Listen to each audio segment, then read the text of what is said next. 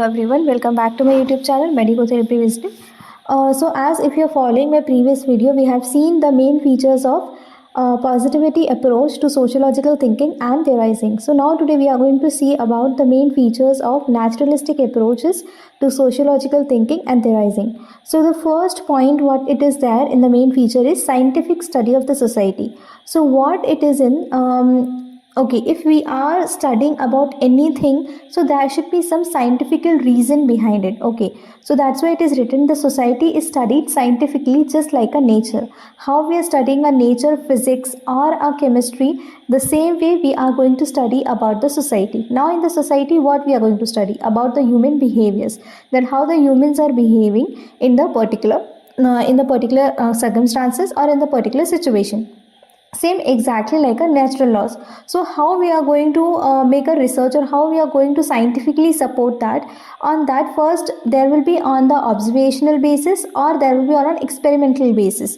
Okay, so these are type of the systematic approaches that we can use to study on a human behavior. Okay, of human behavior in the society. So this will be on the basis of observation or on the experimental basis. So it will be systematic in the research, and this will be focused purely on the facts and not on the beliefs or values, that what you are believing and what other person is believing. It is purely not at all on the beliefs. It is purely on the facts, that what are the facts are there in the society and in the human behavior. It is purely on the basis of the facts. So that's why the first main feature is written as scientific study of the society. Now the next is the rejection of supernatural and the metaphysical explanations. Now the rejection of supernatural means something which is not natural and which is beyond the nature, that is we called as a supernatural. So rejection of that powers and that beliefs. Okay, so social events are explained through natural causes. Example, what are the natural causes? Economic, social or culture, not through the divine will, fate or spiritual forces. Okay, so what are the social events what we are explaining here? It should be on the natural causes. Now what are the natural causes? Economic, social or cultural. These three are the natural causes, but it should not believe on some faith or kind of will or a spiritual forces. If it is on it, then we can't trust over it. There is no proofs to prove it. Okay, so that's why it should be purely on the natural causes. Now sociology should stay within the realm of rational and observable phenomena. So whatever the things we are going to say in the research, or we are going to explain it, it should be on the basis of real life situation. It should not be on the basis of some spiritual force, history or the story, or something which is based on the wills. Okay, that's why the second point was rejection of supernatural and metaphysical explanations. What you're going to emphasize on it?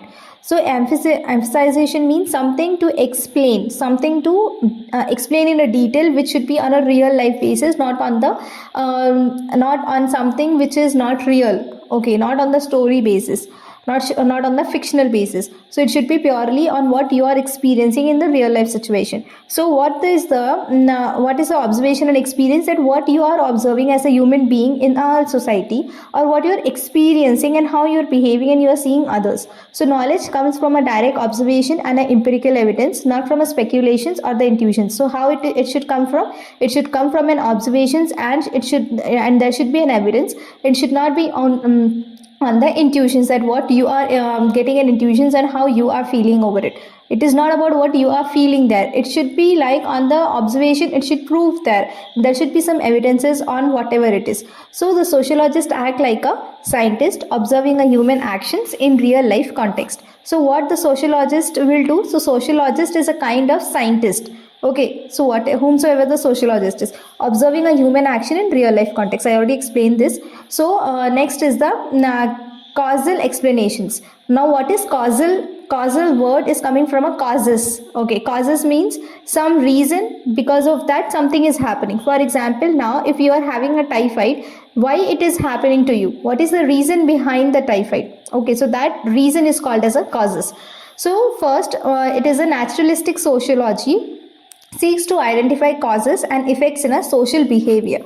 It assumes that social phenomena have determinable reasons, such as the natural events have a physical causes. Okay, so what is that? Naturalistic sociology seeks to identify causes and effects in a social behavior. It assumes that social phenomena have determinable reasons, just as a natural event have physical causes.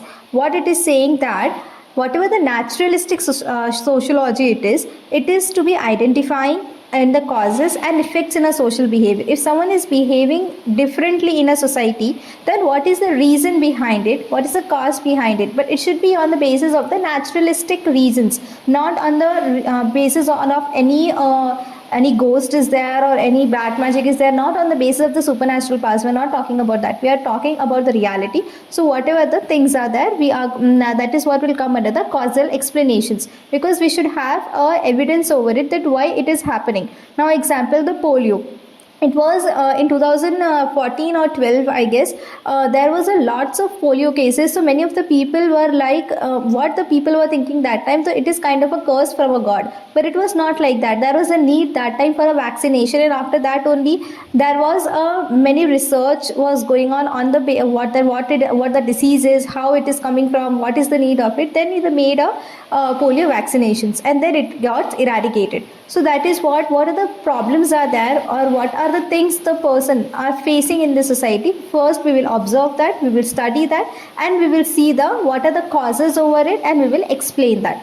Okay, so objectivity and naturality. Next is the objectivity and neutrality. So a sociological study must be objective, keeping personal values and emotions aside. Facts should be studied as they are, without moral or subjective interpretations. So of course, if you are studying about something, it should not be on your emotional basis. It should be on the facts, what is there in the reality. You have to accept the reality, and you have to say what is truth. You can't judge the things on the emotion basis or on your personal values. Okay, so that's why it is called as a objectivity and neutrality. You have to be neutral. You can't be biased towards any community or towards any behavior. Now the next is comparison with the natural sciences. How we are comparing the human behavior with the natural sciences.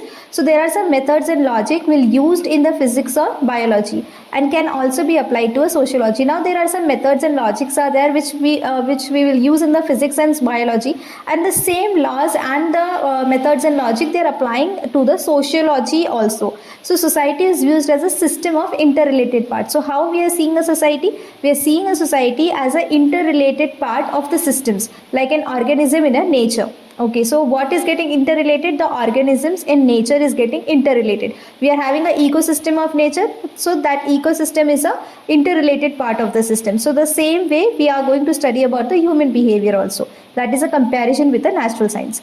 Now the next is the focus on regularities and laws. Now what is the focus on regularities and laws? The same what we have studied in the previous point, that naturalistic thinkers believe that patterns of behavior exist in society that can be generalized into laws. Now if you are observing one behavior, there will be one behavior which will be keep on repeating.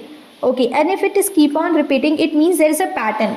So that pattern will be same every time. It should not change according to the situations. So that if it is same, the pattern is getting same again and again, that we can prove it as a law. For example, in the mathematics, if you have seen, you will be having a sum. You will be having some kind of formulas to solve that sums. So if you are solving that sums, so after that you have to give the results. The result will come the same only. The result will come, even if you will do the 1,000 times, it will come the same value. It will not change again and again. So the same way, if you are seeing that kind of behavior or a pattern of behavior, if you want to prove it, so it should be same. If you are testing again and again, it should come as the same. So we can consider it as a law. So these regularities help explain, sometimes predict the human social behavior. Of course, if there is some irregularities will be there, so it will be very easy for us to explain about the social behavior about the humans, that how the humans will behave in a social behavior about the society, in the society. So the next is the holistic and the systemic view. So what is the holistic and systemic view? That society study as a whole system where each part functions to maintain stability, similar to ecosystem in nature, and this view influenced functionalism in the sociology. So what it is that society we are seeing as a whole system, not just as a part.